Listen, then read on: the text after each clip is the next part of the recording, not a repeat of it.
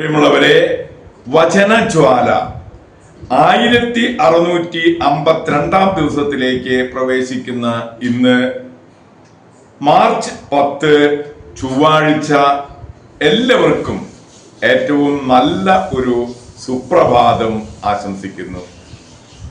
50 നോമ്പ് 23 ദിവസത്തിലേക്ക് പ്രവേശിക്കുന്ന ഇന്നത്തെ വചന വായനയിൽ ജെറമിയായുടെ പുസ്തകം 28 അധ്യായം 1 മുതൽ 17 വരെയുള്ള തിരുവാക്യങ്ങളാണ് നാം ശ്രവിക്കുക. ജെറമിയായും ഹനനിയായും. ആ വർഷം തന്നെ യൂദാ രാജാവായ സെദക്കിയ ഭരണം തുടങ്ങി 4-ാം വർഷം 5-ാം മാസം ആസൂറിന്റെ പുത്രനും ഗിബയോണിലെ പ്രവാചകനും ആയ ഹനനിയ ദേവാലയത്തിൽ വെച്ച് പുരോഹിതന്മാരുടെയും ജനത്തിന്റെയും സാന്നിധ്യത്തിൽ എന്നോട് പറഞ്ഞു, ഇസ്രായേലിന്റെ ദൈവമായ സൈന്യങ്ങളുടെ കർത്താവ് അരുളി ചെയ്യുന്നു, ഞാൻ ബാബിലോൺ രാജാവിന്റെ നുകം തകർത്തു കളയും. ബാബിലോൺ രാജാവ് നബുക്കദ്നേസർ ദേവാലയത്തിൽ നിന്ന് ബാബിലോണിലേക്ക് എടുത്തുകൊണ്ടുപോയ എല്ലാ ഉപകരണങ്ങളും 2 വർഷത്തിനകം ഞാൻ തിരികെ കൊണ്ടുവരും. യൂദാ രാജാവായ യഹോയാക്കീമിന്റെ പുത്രൻ യക്കോണിയായെയും ബാബിലോണിലേക്ക് കൊണ്ടുപോയ യൂദയായിലെ എല്ലാ തടവുകാരെയും ഞാൻ ഇവിടേക്ക് തിരികെ കൊണ്ടുവരും. ഞാൻ ബാബിലോൺ രാജാവിന്റെ നുകം തകർക്കും, കർത്താവ് അരുളി ചെയ്യുന്നു. അപ്പോൾ ജെറമിയ പ്രവാചകൻ പുരോഹിതന്മാരുടെയും ദേവാലയത്തിൽ കൂടിയിരുന്ന ജനത്തിന്റെയും മുൻപാകെ ഹനനിയ പ്രവാചകനോട് പറഞ്ഞു, അങ്ങനെ സംഭവിക്കട്ടെ. ദേവാലയത്തിലെ ഉപകരണങ്ങളെയും സകല അടിമകളെയും ബാബിലോണിൽ നിന്ന് ഇങ്ങോട്ട് കൊണ്ടുവരും എന്നുള്ള നിന്റെ പ്രവചനം കർത്താവ് നിറവേറ്റട്ടെ. എന്നാൽ ഞാനിപ്പോൾ നിന്നോടും ജനത്തോടും പറയുന്ന ഈ വചനം ശ്രവിക്കുക. എനിക്കും നിനക്കും മുൻപ് പണ്ട് മുതലേ ഉണ്ടായിരുന്ന പ്രവാചകന്മാർ അനേക ദേശങ്ങൾക്കും പ്രബല രാഷ്ട്രങ്ങൾക്കുമെതിരായും യുദ്ധവും ക്ഷാമവും പകർച്ചവ്യാധിയും ഉണ്ടാകും എന്ന് പ്രവചിച്ചു. സമാധാനം പ്രവചിക്കുന്ന പ്രവാചകൻ യഥാർത്ഥത്തിൽ കർത്താവിനാൽ അയക്കപ്പെട്ടവനാണെന്ന് തെളിയുന്നത് അവൻ പ്രവചിച്ച കാര്യം സംഭവിക്കുമ്പോഴാണ്. അപ്പോൾ ഹനനിയ പ്രവാചകൻ ജെറമിയ പ്രവാചകന്റെ കഴുത്തിൽ നിന്ന് നുകം എടുത്ത് ഒടിച്ചു കളഞ്ഞിട്ട് ജനത്തോട് പറഞ്ഞു, കർത്താവ് അരുളി ചെയ്യുന്നു, ഇങ്ങനെ തന്നെ ബാബിലോൺ രാജാവായ നബുക്കദ്നേസറിന്റെ നുകം എല്ലാ ജനതകളുടെയും കഴുത്തിൽ നിന്ന് 2 വത്സരത്തിനകം ഞാൻ ഒടിച്ചു കളയും. അപ്പോൾ ജെറമിയ പ്രവാചകൻ അവിടം വിട്ടുപോയി.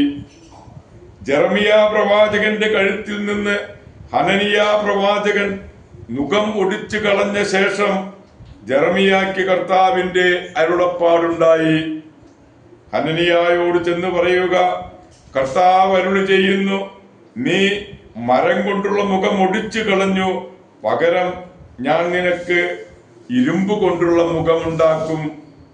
ഇസ്രായേലിന്റെ ദൈവമായ സൈന്യങ്ങളുടെ കർത്താവ് അരുളി ചെയ്യുന്നു, ബാബിലോൺ രാജാവായ നബുക്കദ്നേസറിനെ സേവിക്കുന്നതിന് അടിമത്തത്തിന്റെ ഇരുമ്പ് മുഖം ഞാൻ സകല ജനതകളുടെയും കഴുത്തിൽ നിന്ന് വെച്ചിരിക്കുന്നു. അവർ അവനെ സേവിക്കും. വയലിലെ മൃഗങ്ങളെ പോലും ഞാൻ അവനെ കൊടുത്തിരിക്കുന്നു. അനന്തരം ജെറമിയ പ്രവാചകൻ ഹനനിയ പ്രവാചകനോട് പറഞ്ഞു, ഹനനിയ ശ്രദ്ധിക്കുക, കർത്താവ് നിന്നെ അയച്ചതല്ല, വ്യർത്ഥമായ പ്രത്യാശ നീ ജനത്തിന് നൽകി. അതുകൊണ്ട് കർത്താവ് അരുളി ചെയ്യുന്നു, നിന്നെ ഞാൻ ഭൂമുഖത്തു തന്നെ നീക്കിക്കളയും. ഈ വർഷം തന്നെ നീ മരിക്കും. എന്തെന്നാൽ നീ കർത്താവിനെ ധിക്കരിക്കാൻ പ്രേരണ നൽകി. ആ വർഷം 7-ാം മാസം ഹനനിയ പ്രവാചകൻ മരിച്ചു. ദൈവത്തിൻ്റെ തിരുവചനമാണ് നാം ശ്രവിച്ചത്. പ്രിയമുള്ളവരെ, ആഗോള കത്തോലിക്ക സഭയിൽ ഇന്ന് സെബാസ്റ്റ്യയിലെ 40 രക്തസാക്ഷികളെ അനുസ്മരിക്കുന്ന സുദിനമാണ്. അർമേനിയ സെബാസ്റ്റ്യ നഗരത്തിൽ 320-ാം ആണ്ടിലാണ് 40 പടയാളികൾ രക്തസാക്ഷിത്വം വഹിച്ചത്. വിവിധ രാജ്യങ്ങളിൽ നിന്ന് തെരഞ്ഞെടുക്കപ്പെട്ട ചുറുചുറുക്കുള്ള സുമുഖരായ ഒരു ഗണമായിരുന്നു ഇവരുടേത്. ഇടിമുഴക്കുന്ന ലീജിയൻ എന്നാണ് ഇവരെ വിശുദ്ധ ഗ്രിഗറി നിസായും പ്രൊക്കോപ്പിയൂസും അഭിസംബോധന ചെയ്തിട്ടുള്ളത്. അർമേനിയയിൽ പാളയമെടുത്തിരുന്ന 12-ാമത്തെ ലീജിയനാണിത്. സൈന്യാധിപൻ ലിസിയാസും ഗവർണർ അഗ്രക്കോളയുമായിരുന്നു. ചക്രവർത്തി ലിസീനിയൂസിന്റെ ആജ്ഞാപ്രകാരം എല്ലാ പടയാളികളും ദേവന്മാർക്ക് ബലി ചെയ്യണമെന്ന് ഗവർണർ ഉത്തരവിട്ടു. 12-ാം ലീജിയനിലെ 40 പേരും ഒരുമിച്ച് ഗവർണറുടെ അടുക്കൽ ചെന്ന് പറഞ്ഞു, ഞങ്ങൾ ക്രിസ്ത്യാനികളാണ്. യാതൊരു മർദ്ദനവും ഞങ്ങളുടെ പരിശുദ്ധ മതം ഉപേക്ഷിക്കുവാൻ മതിയാവുകയില്ല. ഗവർണർ അവരെ ചമ്മട്ടി കൊണ്ടടിപ്പിച്ചു, ഉദരം വലിച്ചു കീറി. അനന്തരം അവരെയെല്ലാം ചങ്ങല കൊണ്ട് ബന്ധിച്ച് ജയിലിലാക്കി. ഏതാനും ദിവസങ്ങൾക്ക് ശേഷം സൈന്യാധിപൻ ലിസിയാസ് സെബാസ്റ്റ്യയിൽ എത്തിയപ്പോൾ തടവുകാരെ രണ്ടാമതും വിചാരണ ചെയ്തു. വാഗ്ദാനങ്ങൾ ഉദാരമായി പൊഴിഞ്ഞിട്ടും അവർ ദൃഢമാനസരാണെന്ന് കണ്ടപ്പോൾ ഈ വിമതരെ നഗ്നരാക്കി മഞ്ഞിൽ കിടത്തി. അവർ ഏകസ്വരത്തിൽ പ്രാർത്ഥിച്ചു, ഞങ്ങൾ 40 പേരാണ് സമരത്തിന് വന്നിട്ടുള്ളത്.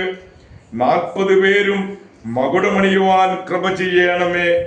ക്രിസ്തുവിനെ നിഷേധിക്കുന്നവരെ രക്ഷിക്കാനായി അരികെ തന്നെ ഒരു കുളത്തിൽ ചൂടുവെള്ളം ശേഖരിച്ചിരുന്നു.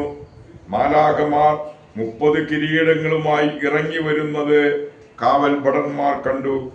അപ്പോൾ ഇതാ നഷ്ടധൈര്യനായി ഒരാൾ കൂട്ടം വിട്ട് ആശ്വാസം തേടിപ്പോയി.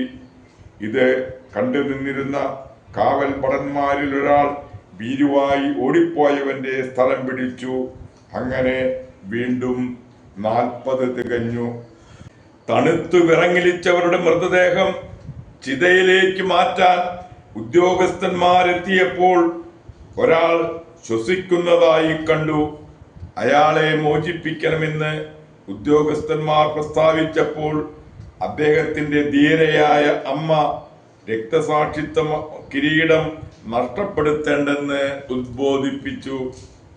സഹോദരന്മാരുടെ ശരീരത്തോടൊപ്പം അദ്ദേഹത്തിന്റെ ശരീരവും തീയിലിടപ്പെട്ടു. പ്രിയമുള്ളവരെ, പ്രസാദവര ജീവനോടെ ജീവിക്കുന്നവർ ക്രിസ്തുവിൽ ഒന്നാണ്. സമൂഹ ജീവിതവും നമ്മളെ ഐക്യപ്പെടുത്തുന്നുണ്ട്. ഒരുമിച്ച് നിന്ന സെബാസ്റ്റ്യയിലെ 40 രക്തസാക്ഷികളെ പോലെ ക്രിസ്തുവിന് വേണ്ടി നമുക്കും സാക്ഷ്യം വഹിക്കാം. പ്രിയരെ, സെബാസ്റ്റ്യയിലെ 40 രക്തസാക്ഷികളുടെ മാധ്യസ്ഥം യാചിച്ച് ഇന്നത്തെ ഈ നല്ല ദിവസത്തിലേക്ക് നമുക്ക് പ്രവേശിക്കാം. എല്ലാവർക്കും നല്ല ഒരു ചൊവ്വാഴ്ച ദിവസം ആശംസിക്കുന്നു. ദൈവം നമ്മെ ഓരോരുത്തരെയും സമൃദ്ധമായി അനുഗ്രഹിക്കട്ടെ.